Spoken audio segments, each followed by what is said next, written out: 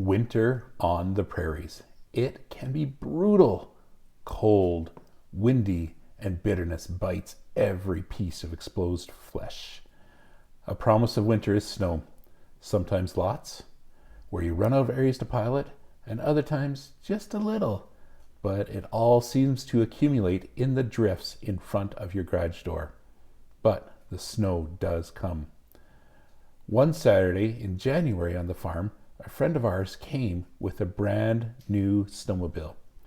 He brought it to enjoy the open field and just break it in. I would have been about 12 at the time, and as usual, I thought I was the perfect candidate to drive it around. After all, I had the mentality at the time, if it has legs, tracks, or wheels, I can drive it. So it was natural that I would get a turn. There was a need for safety. Mom didn't want us to get frostbite, so we needed to wear a scarf, thick mitts, and snow pants. I can't even start to think of any other safety gear that might be required. It is also important that we share to make sure that I didn't hog the machine the whole time. So my older brother, my younger brother, and I ventured out to the field on this brand new snowmobile. This winter was one where the snow was scarce. The stubble poked through the white stuff, and you could hear it rake the underbelly of the snow machine. The only way to get around that noise was to go faster and drown it out. It was on this day that I learned a firm understanding between 50 kilometers an hour and 50 miles per hour. Let's just agree that once you hit 50 miles an hour, there's a fear inside of you that reminds you, if you fall off, you will die. At 50 kilometers an hour, the fear is more related to, this is gonna hurt. So I held on, my two brothers holding on behind me. We took turns, ripping from one side of the field to the other, each time opening the throttle to the point of fear, and then testing ourselves to see how long we could hold it there before we eased off. While my younger brother was driving, I was on the furthest back of the seat. He was running hard with the gas pushed all the way. At those speeds, it's hard to keep your eyes open as you do that one-eyed squint to see where you're going and hope the other eye doesn't tear over and then the wind chill freezes it shut. We had to be at the top end of the machine, then all of a sudden I felt a huge thump. I thought I was being shot out of a cannon, high into the air. Without knowing what was happening, I was increasing in elevation. There was instant pain through my body, and for a moment I experienced weightlessness. Time stood still. It felt like being shot up off a big double bounce on a trampoline, not knowing how high you would reach. My eyes were open.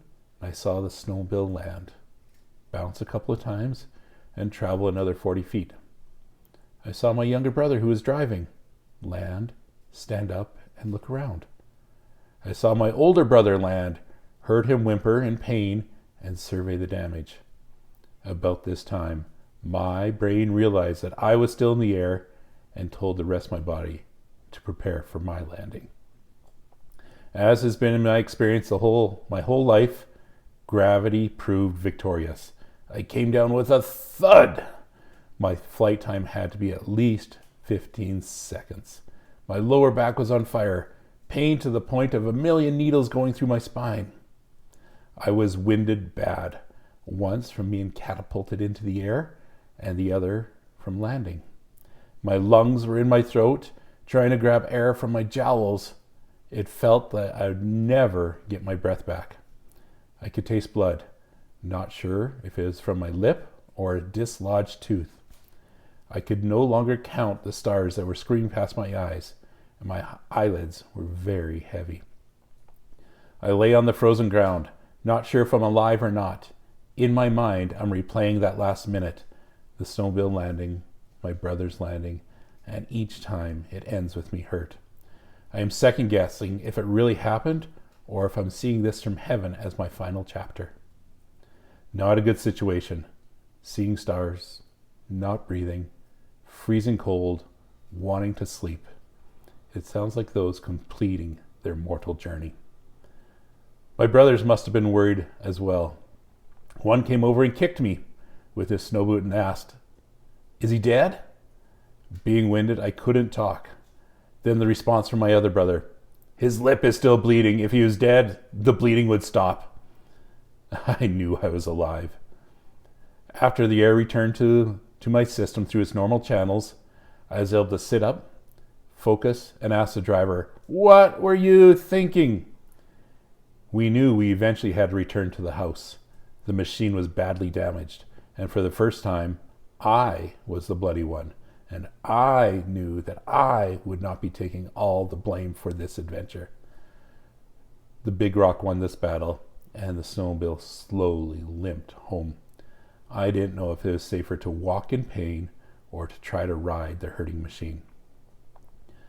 I think that event alone sealed our fate. No matter how many times we asked, a snowmobile was never in the budget. Now, when I do ride, I take some safety precautions, a few more than just putting on a scarf to protect me from the wind chill.